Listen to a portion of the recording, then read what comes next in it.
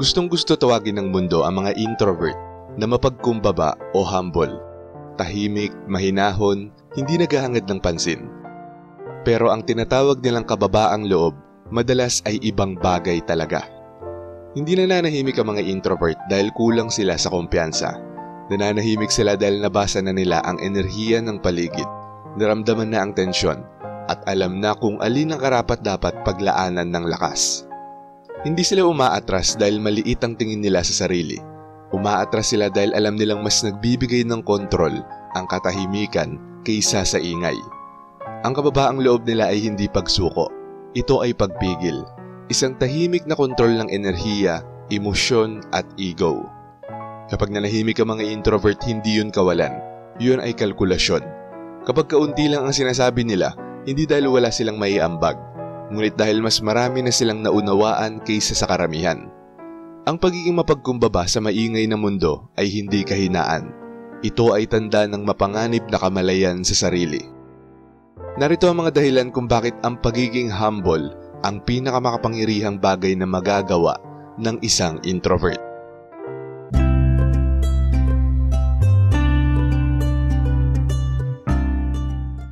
Number 1, hindi ginagantimpalaan ng mundo ang lalim, pero hindi naman para sa gantimpala ang laro ng mga introvert. Maagang natutunan ng mga introvert na hindi ginagantimpalaan ng mundo ang lalim. Ang ginagantimpalaan nito ay ingay. Ang mga unang nagsasalita, ang pinakamagaling magbenta ng sarili, ang marunong magpinta ng kumpiyansa kahit hungkag sa loob. Sila ang nabibigyan ng spotlight. Pero nakikita ng mga introvert kung ano ang nasa ilalim ng mga palabas. Alam nilang kapag nakita ka ng mundo, sisimulan ka nitong hubugin ayon sa gusto nito. Kaya kumikilos sila ng tahimik. Hindi nila isinisigaw ang halaga nila. Tahimik nila itong binubuo. Hindi sila naghahabol ng pagkilala. Hinahayaan nilang manatili ang presensya nila sa isip ng mga tao kahit matapos ang usapan. Kumikilos silang parang anino sa mundong adik sa mga fireworks. At narito ang sikreto. Mabilis maglaho ang fireworks, pero ang anino matagal bago mawala.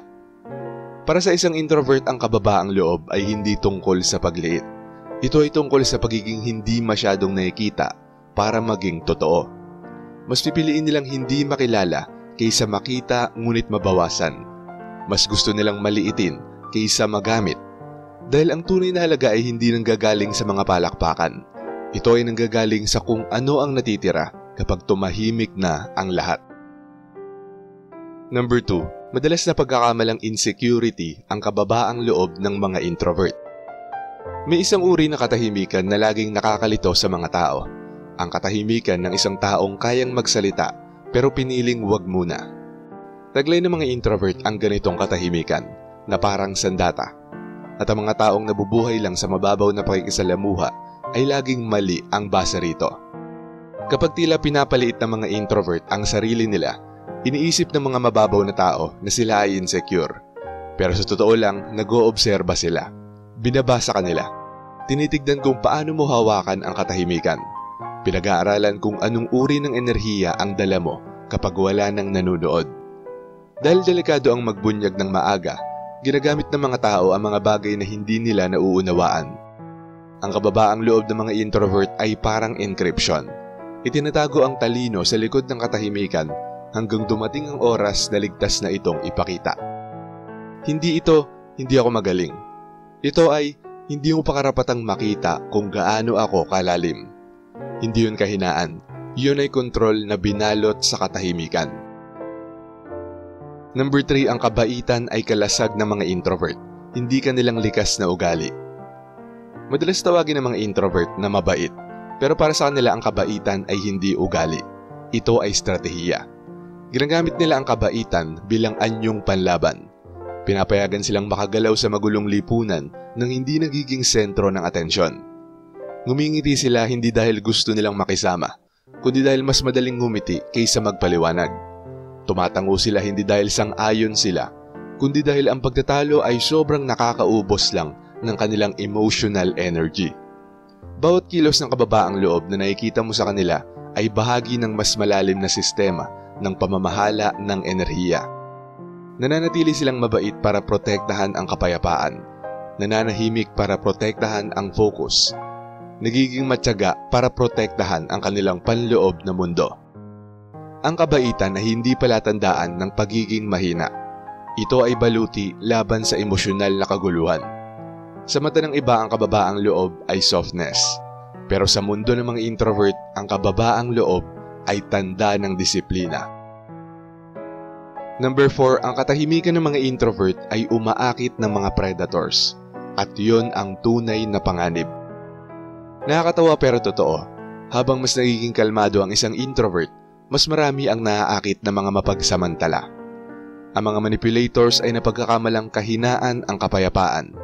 Ang mga extrovert na mayabang ay iniisip na madali nilang makokontrol ang mga tahimik. Pero ang hindi nila alam, matagal na silang pinag-aaralan ng introvert. Bawat tono, bawat pagkakamali, bawat pagbabago ng emosyon, naitala, na-memorize at naipon. Ang kababaang loob ng mga introvert ay madalas magbukang kawalang laban, pero sa totoo lang, yun ay pagsusuri sa kalaliman. Hinahayaan nilang mauna ang ibang tao na magpahayag ng sarili. At kapag nalaglag na ang maskara, gaya ng palagi nangyayari, hindi gumaganti ang mga introvert. Naglalaho sila. Nawawala sila ng sobrang tahimik na hindi malang namamalayan ng predator na nakatakas na ang biktima nila. Isang araw magigising na lang ito at mapapansin na tuluyan na silang pinutol ng isang taong akala nila ay mahina. Ang kanilang kababaang loob ay hindi kamangmangan. Ito ay camouflage, isang anyo ng pasensya na kusang nagpapalitaw sa katotohanan. Number 5. Kapag binababa ng mga introvert ang sarili nila, hindi yun kababaang loob. Yun ay proteksyon sa sarili. Wala lang. Isa ito sa mga pinakakaraniwang linyang ginagamit ng mga introvert, pero bihira itong mga hulugan ng sinasabi nito.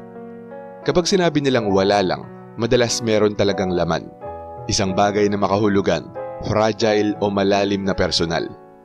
Pero binababa nila ito dahil alam nilang kapag masyado silang nagbukas, inaanyayahan nila ang maling uri ng enerhiya.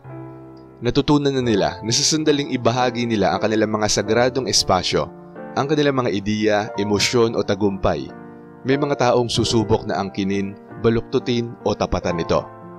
Kaya't pinoprotektahan nila ang kanilang liwanag sa pamamagitan ng pagpapadilim nito. Tinatago ang kanilang mga tagumpay, pinapatahimik ang kanilang mga karunungan, at kinikimkim ang kanilang mga sugat. Hindi dahil kulang sila sa pagmamalaki, kundi dahil meron silang malalim na pag-unawa. Ang kanilang kababaang loob ay parang espiritual na filter. Ipinapakita nito kung sino ang lumalapit ng may tunay na paggalang at kung sino ang lumalapit para lamang kumonsumo. Para sa mga introvert, ang kababaang loob ay hindi tungkol sa pagiging maliit.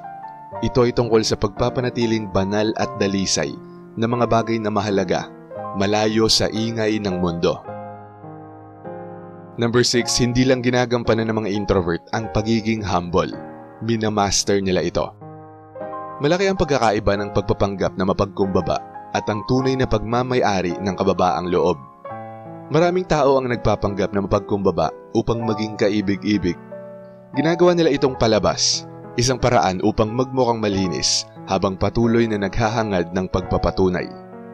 Ngunit ang mga introvert, isinasabuhay nila ang kababaang loob dahil nagbibigay ito sa kanila ng kalayaan. Kapag hindi mo na kailangang patunayan ang iyong halaga, nagiging hindi ka na mahulaan. Kapag hindi mo na hinahabol ang pagkilala, walang sino man ang makakagamit nun laban sa'yo. Ang pagiging maliit sa paningin ng iba ay nagiging kalamangan. Hinahayaan itong magsalita ng sobra ang iba, magbunyag ng sobra, at maliitin sila ng husto. Ginagamit ng mga introvert ang kababaang loob na parang psychological judo. Ibinabalik nila ang kayabangan sa pinanggalingan nito. Ang kanilang katahimikan ay gumagawa ng mga bulag na punto sa isipan ng iba. Ang kanilang kababaang loob ay nagpapababa ng depensa. At ang kanilang kawalan ng galaw ay naglalantad ng anxiety ng iba. Hindi sila mapagkumbaba para magustuhan. Sila ay mapagkumbaba upang mapanatiling hindi nakikita hanggat hindi pa oras para kumilos. Number 7, ang kababaang loob ng mga introvert ay hindi natutunan. Ito ay hinubog ng karanasan. Maraming introvert ang hindi basta lumaking mapagkumbaba. Sinanay sila ng mundo na maging ganon. Natutunan nilang kapag masyado silang nagpahayag, sila ay pinagtatawanan. Kapag masyado silang kumpiyansa, sila ay kinaiinggitan. At kapag masyado silang emosyonal, sila ay tinatanggihan. Kaya natutunan nila ang katahimikan, hindi bilang bertud, ngunit bilang depensa sa sarili. Bilang mga bata, nagtayo sila ng panloob ng mga mundo upang mabuhay sa gitna ng hindi pagkakaintindihan. Bilang mga adults, dala pa rin nila ang mundong yon, masigla, malalim at sagrado, ngunit nakatago. Ngayon ang kanilang kababaang loob ay parehong biyaya at pasanin. Pinoprotektahan sila nito mula sa ingay, ngunit pinipigilan din silang lubusang makita. Sobra nilang nararamdaman ang emosyon ng iba, at ang empatiyang yon ang parehong sandata at sugat nila. Upang tuluyang gumaling, kailangang kalimutan ng mga introvert ang sapilitang kababaang loob, ang uri ng kababaang loob na itinanim ng takot, at muling matutunan ang kusang kababaang loob, ang uri na nakaugat sa kapayapaan. Dahil hindi sa lahat ng pagkakataon ang pagiging nakikita ay panganib. Minsan, ito mismo ang kalayaan. At number 8, ang paradox. Ang tunay na kababaang loob ay pagmamay-ari ng kapangyarihan nang hindi ito ipinapakita. Para sa mga introvert, ang tunay na kababaang loob ay hindi ang pagpapanggap na maliit, kundi ang pag-alam na hindi nila kailangang patunayan na sila ay malaki. Pumapasok sila sa mga silid na mababa ang tingin sa kanila at hinahayaan nilang ang katahimikan ang magsalita para sa kanila. Hindi sila humihingi ng respeto. Nakukuha nila ito sa pamamagitan ng enerhiya, tindig at presensya. Ang atensyon ay likas na yumuyuko sa mga taong hindi ito hinahabol. Ang kapangyarihan ay kusang lumalapit sa mga hindi ito ipinagyayabang. Yan ang paradox ng kababaang loob ng mga introvert. Itinatago nila ang kapangyarihan ng napakahusay hanggang sa maging hindi na ito maikakaila. Ang mga mukhang mapagkumbaba ay kadalasang nagtataglay ng pinakamatinding linaw, pinakamasidhing pag-unawa, at pinakamatatag na spiritual backbone. Hindi sila nakikipagpaligsahan, sila ay nag-oobserba, hindi sila nagmamadali, sila ay nakahanay sa tamang direksyon, at hindi sila nagsasalita ng malakas, dahil ang katotohanan kapag tunay na naunawaan ay hindi na nangangailangan ng ingay. Kapag naabot mo ang antas ng tahimik na katiyakan na yon, hindi ka na basta mapagkumbaba. Ikaw ay nagiging untouchable. Ang mga introvert ay hindi talaga mapagkumbaba, hindi sa paraang iniisip ng mga tao. Ang kanilang kababaang loob ay hindi pagsuko.